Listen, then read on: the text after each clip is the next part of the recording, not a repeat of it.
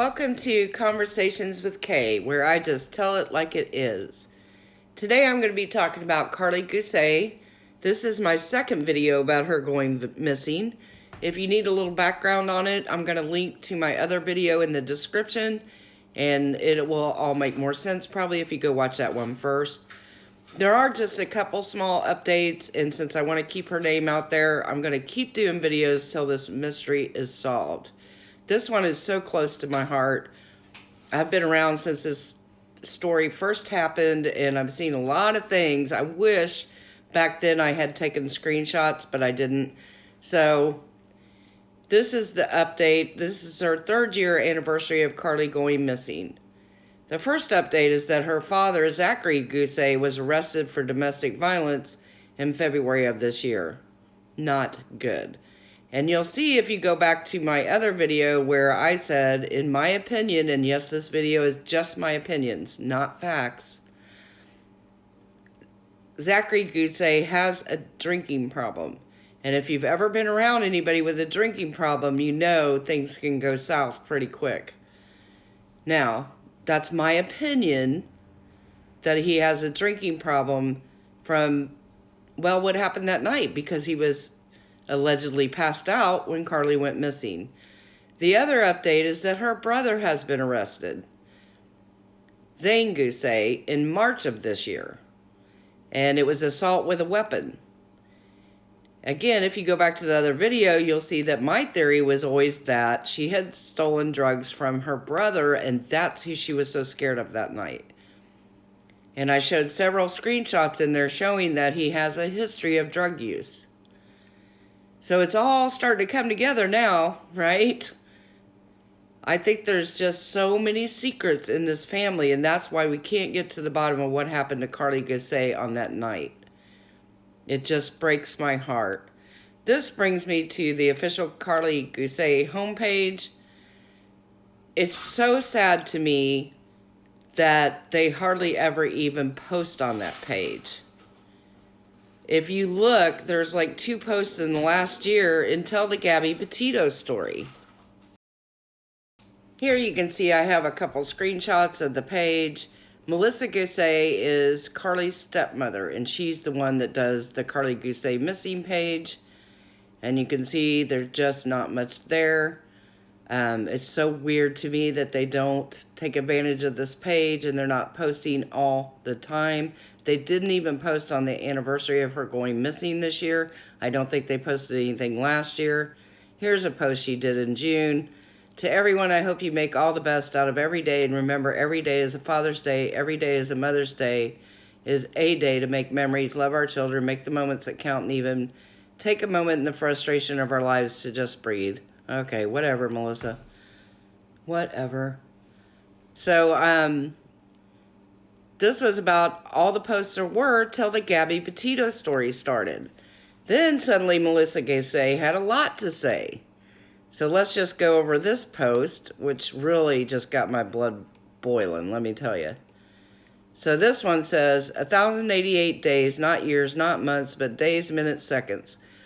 We have so many emotions all of the time and just seek anything at all about where our Karlie is.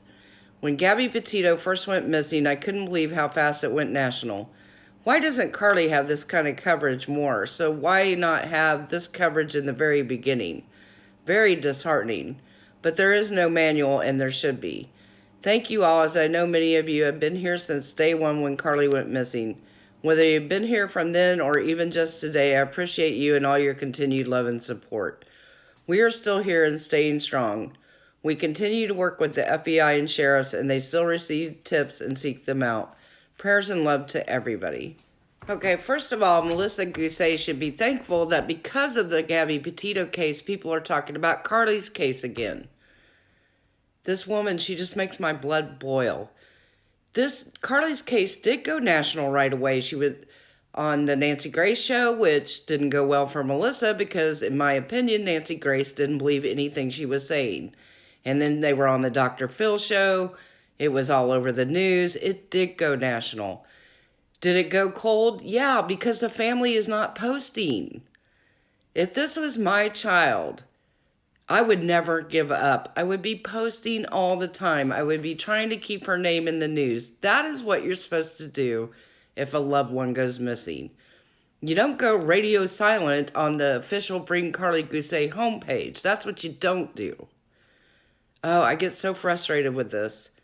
It just about does me in. And you can see other people saying, you know, that that's not true. Karlie's case got a lot of attention when it first came out. And then you see people asking, does anybody make a TikTok page, which is an excellent idea, but nobody ever did. Now, there are TikToks about Karlie's case, but there's no TikTok dedicated to Karlie's case. There is a big difference. Oh, I get so frustrated. And I want to point out her mother, Lindsay Farley. I can't find anything on her. I can't find her Facebook page anymore. I don't know where she's gone. I don't know why she's not trying to keep this in the news. It breaks my heart that none of them are doing this. They should all be trying to keep her name in the news. And you know the only one I see doing it? Her boyfriend. Yep. He posts about Karlie all the time. Still. This guy, I feel like he's just the best one at keeping Karlie's name out there. His name's Donald Arrowwood III. You can see that on here. I would love to talk to him. Donald, if you're watching this, I would love to talk to you. We can talk off the record. I feel like he's the only one not keeping secrets. And he has disagreed over the years about a lot of what Melissa Guse said happened that night. So I would love to talk to him. But probably not going to happen, but I can wish for it. I'm telling you, some of his videos he made of Karlie will bring you to tears. He's so heartbroken over her being missing. It's just breaks your heart to listen to him. But he's doing such a great job of trying to keep her out there. I love the way he posts so many different pictures of her. Because, you know, people can look different in different pictures. So that's why I have so many of his screenshots in here, because I think it's a good collage of the different ways that she looks at different times, which can never hurt anything. I feel myself, in my opinion, I have come to think that she never left the house that night. I hope I'm wrong. I really do. I hope I'm wrong. But I feel like something happened in that house that's being held secret, and I feel like she never left.